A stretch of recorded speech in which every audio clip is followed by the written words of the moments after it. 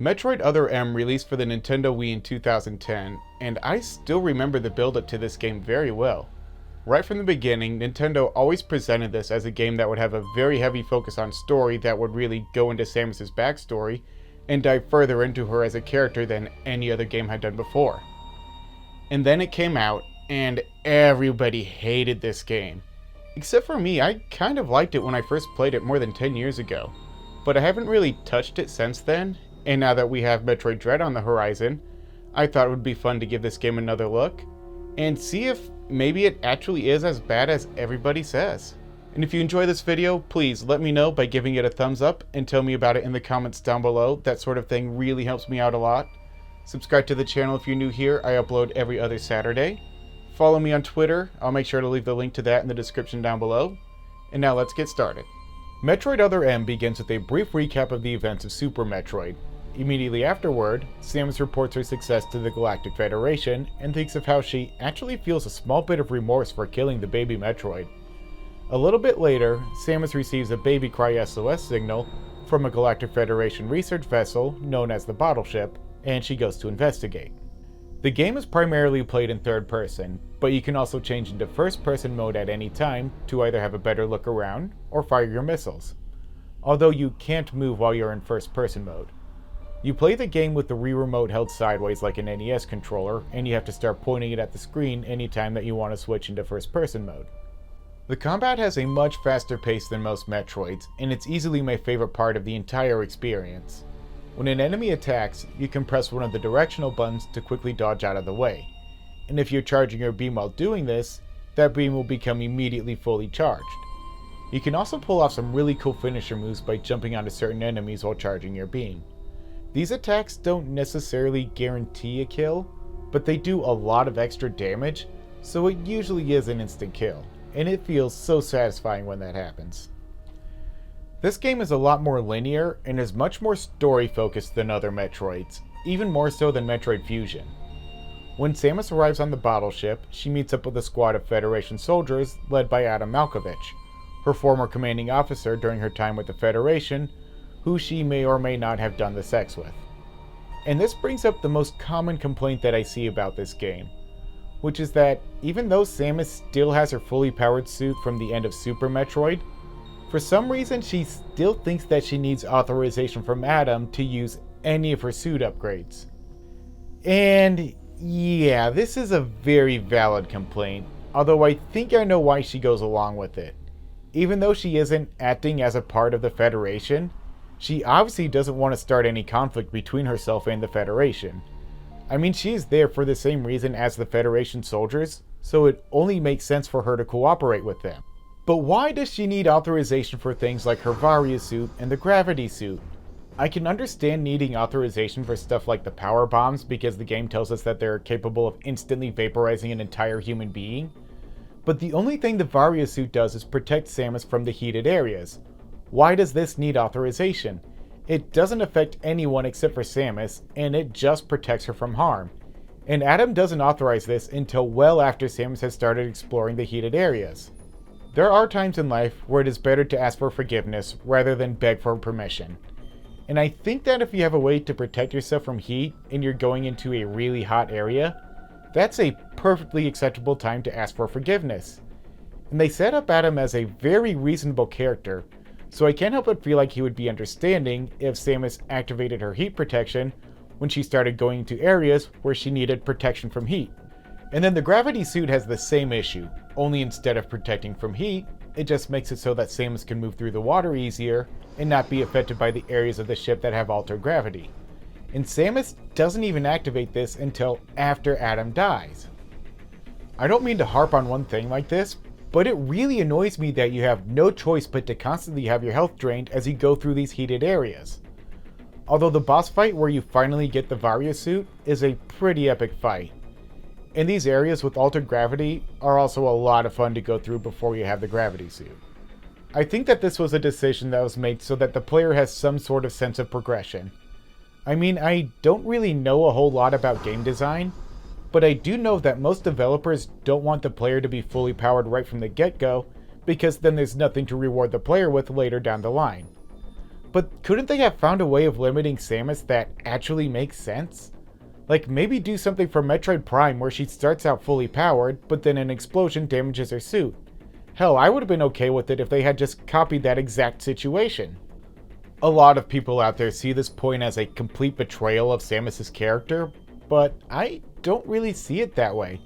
It's a decision that doesn't make a whole lot of sense and I don't really like it, but it actually affects the gameplay more than the story, so it's something that I'm willing to put up with. Even though the story is the primary focus of the gameplay is still very solid. I already mentioned how much fun I have with the combat, but exploring the different sectors of the bottle ship is also a major highlight. If there's an item or upgrade in the room that you're in, once you kill all the enemies in the room, a dot will flash on your minimap showing you where it is, and you'll just have to figure out how to get it. In general, this isn't a very hard game. It's pretty easy to find most upgrades, and you don't really need to find a whole lot to be able to finish the game. Every once in a while, you'll be forced into first-person mode until you find the right thing to scan, and I really hated these parts. It's probably just a me problem, but some of these felt like it took a really long time for me to find what the hell I was supposed to scan. And even though the overall game isn't very hard, there are a couple of random difficulty spikes. The boss fight against Ridley was an especially hard one for me, and what makes him such a pain in the ass to fight is just how fast he is and how hard it is to dodge his attacks. And his attacks all do a lot of damage. One hit from this guy can take away as much as half of one of your energy tanks. And in addition to all that, he has this really annoying thing that he likes to do a lot where he just becomes completely invincible for about 60 seconds. And that's a really long time when you're in the middle of a heated boss fight. The game has a lot of flashbacks showing Samus during her time with the Federation serving under Adam. And I really like these scenes. They show Samus to be a naive yet rebellious youth with more energy and spirit than she knows what to do with.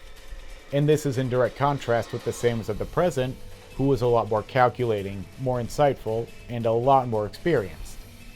As I got further and further into the game, the more I found myself enjoying the story.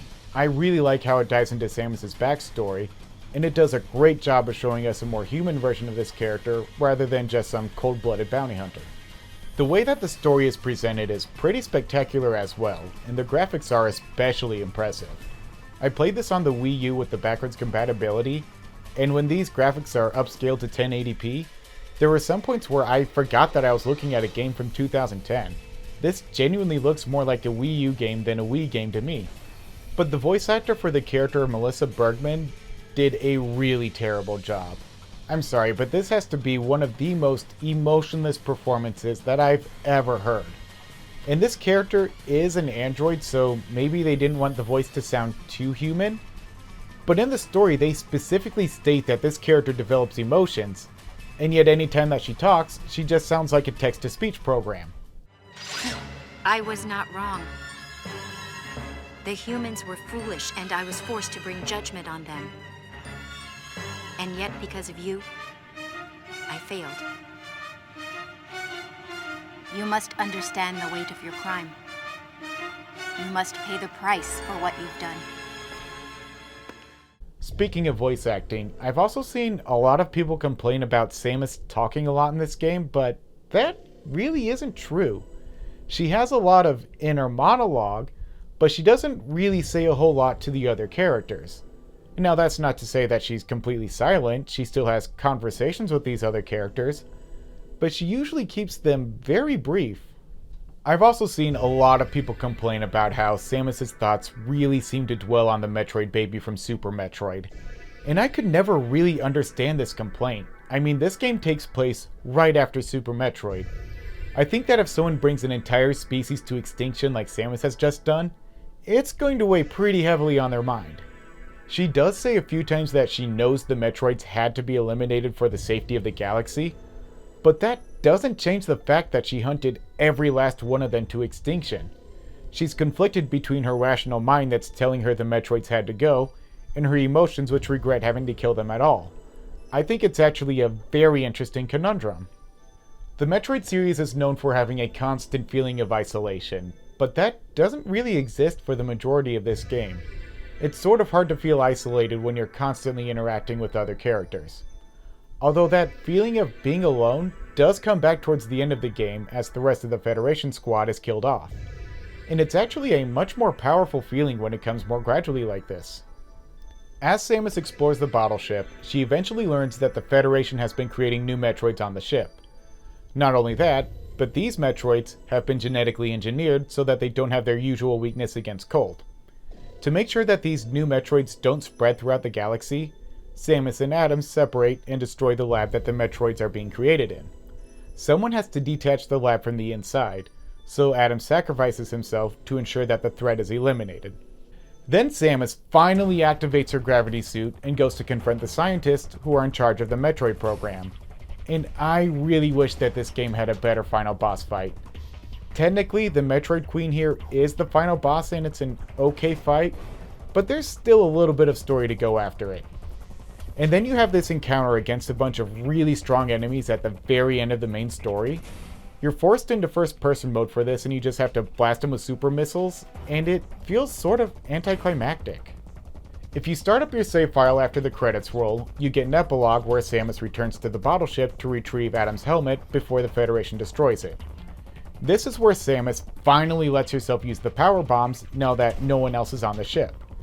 And this is your only real chance to explore the entire ship with all of your upgrades. Like I said, this game is very linear, so you don't have as many chances to backtrack as you do in other Metroid games. The epilogue has one more boss fight, and this one's against Phantoon, so I guess this guy is the game's hidden final boss? But to me it seems like a bit of a strange choice to have the final boss be a rematch against somebody from Super Metroid. Once you have Adam's helmet, you get the usual Metroid ending where you have to escape the ship before it blows up.